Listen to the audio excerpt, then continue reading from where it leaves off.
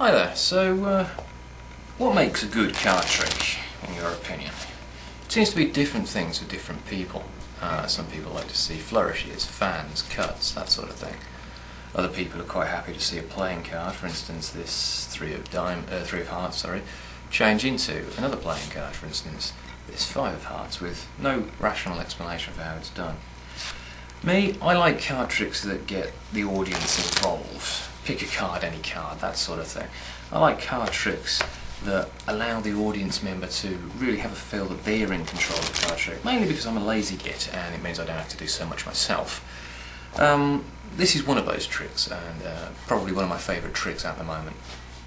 Starts off with the audience member having a free choice of card. They can select any card that they like, it really doesn't matter. Only they get to see the card, of course, it's the usual thing.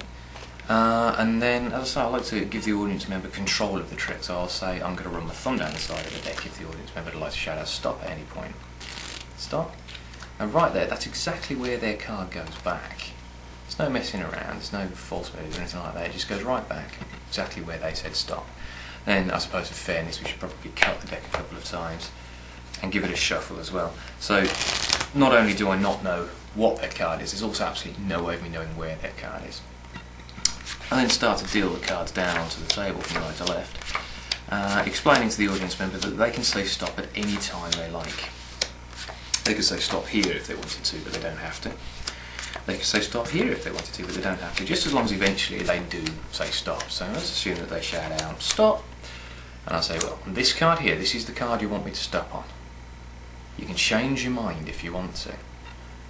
If you want to, you can carry on through the deck a few cards, or you can go back a few cards. It's entirely up to you. Like I say, I like to put the control of this trick into the audience member's hands. Let's assume that they say they want to go back a couple of cards. It'll be, okay, 1, 2, so this is now your card.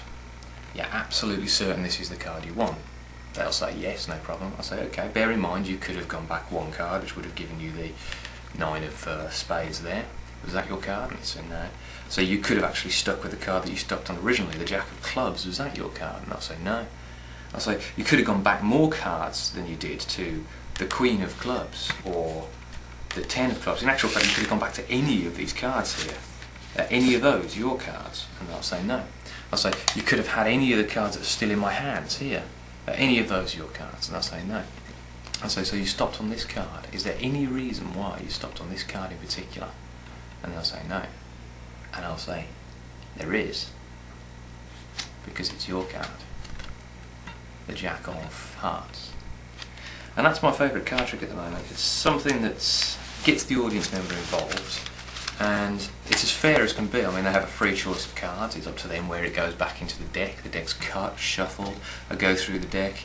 There's absolutely no way I could influence where the audience member tells me where to stop. It's literally any card at any number, and I love it. I think it's a great trick. Hope you enjoyed it too.